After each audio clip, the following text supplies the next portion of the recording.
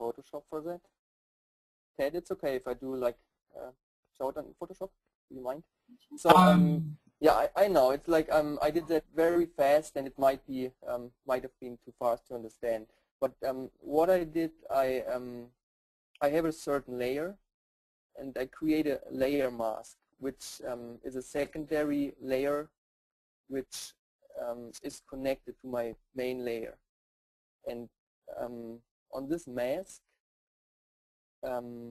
it's either black or white, and all the black parts are showing areas from my original layer, and all the white parts are hiding stuff from my original layer. So if I paint on that mask layer, then I can hide and or add and subtract stuff from my original layer. Todd, Ted, should I show that, or is it?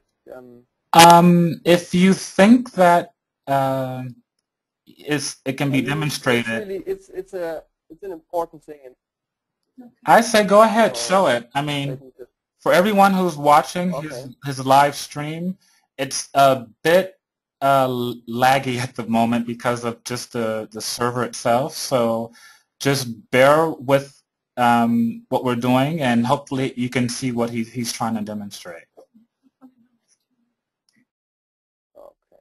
So just go ahead, Patrick, and explain whatever it is that you're doing right now. Okay. I have a layer which is blue paint.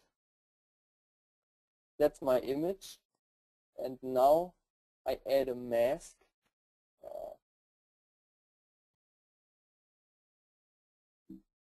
I actually have a problem because my screen is not is too small on this. I can't add a mask.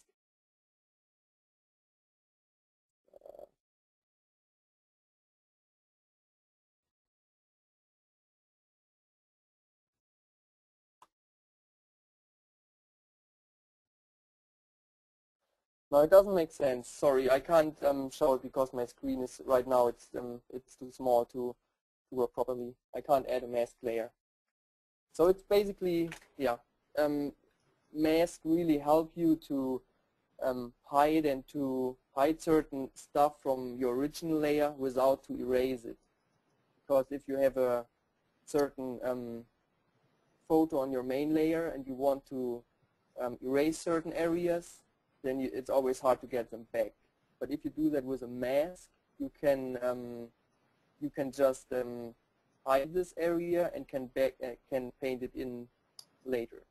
So yeah, just add a mask and play around with black and white on this mask layer.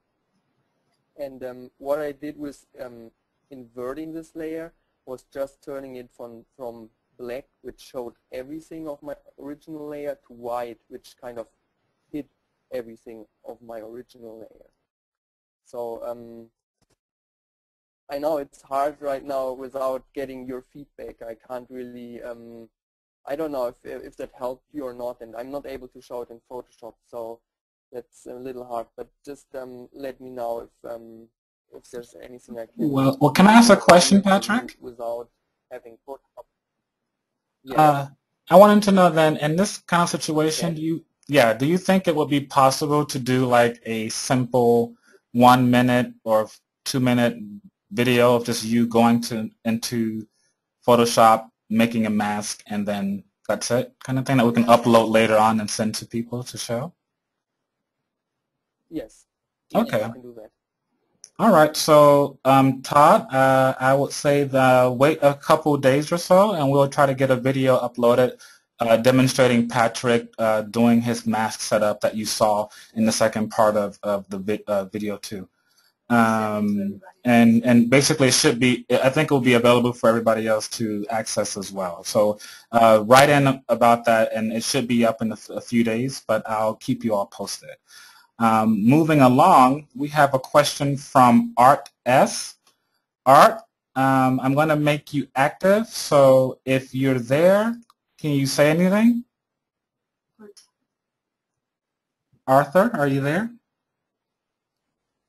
Oh, Arthur is having mic troubles, I think, as well, so Okay. I'll ask the question for Art.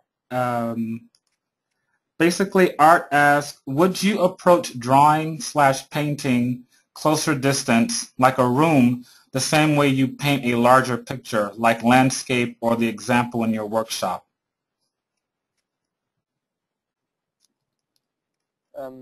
Okay, so you're talking about like a smaller interior space versus a really big open exterior space. Yes, in general terms, it's always about composition and color. I mean, that are the main things you need to keep in mind. And yes, I would approach it the same way. It's I mean, it's all on a different scale. You would need different details to get the scale right. But in the end of the day, you would approach it the same way. So it would be more maybe about like pattern on the floor, or maybe a certain carpet, or details in a lamp, which are on a much smaller level than let's say the image I've shown you in my demonstration. But in general, I would say it's the same process, and I would say I mean, for me, like working on a lot of very different projects, I feel it's really helpful to see things like as abstract as possible. So not to get too much involved with the subject you're drawing or painting, but more see it in abstract terms like value, composition, grouping of values, detail, texture. Just concentrate on those terms, and if you do that, then it doesn't matter at all if you paint a big exterior space or a smaller interior space. Okay, thank you. Another thing is like if you what's really helpful is to look at a lot of images of interior spaces, and then you learn by watching this, looking on this photo reference, you get a feel of what kind of details might make sense to integrate in your painting. So just learn from photos, and that will help you tremendously. Okay, Ted. Okay. I hope that answers your question, Arthur. All right. Well, if it doesn't, please write back to us, Mr. Art, and we'll get back to you as soon as we can. The next question we have is from Mauricio Galle. Mauricio, if you're there, I want to make you live. Are you there, Mauricio? Mic issues too.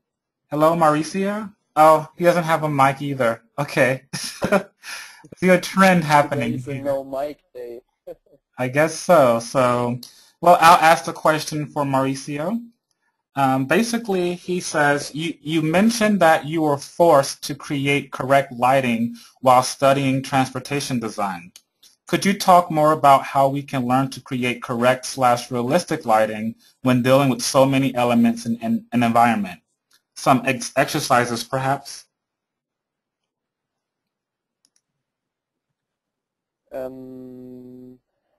So you're talking about lighting in environments, I guess? And he says yes.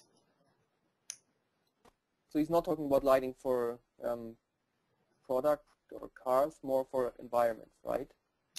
Mauricio? He says yes, actually. Okay. So in general, I would say it's really important to have a general idea about your lighting situation, and don't get distracted by all your elements in painting. If you have a painting where a lot of stuff is going on, don't get too far into detail at first. Just have a general idea about what kind of light you want to show in your image. You want to have something backlit. I mean, right now you can see here it's a lot of light coming from the background. So I'm kind of like backlit. So you see mostly my silhouette. And so if you have an image and you need to think first, what do you want to show? Is it more about like the silhouette of a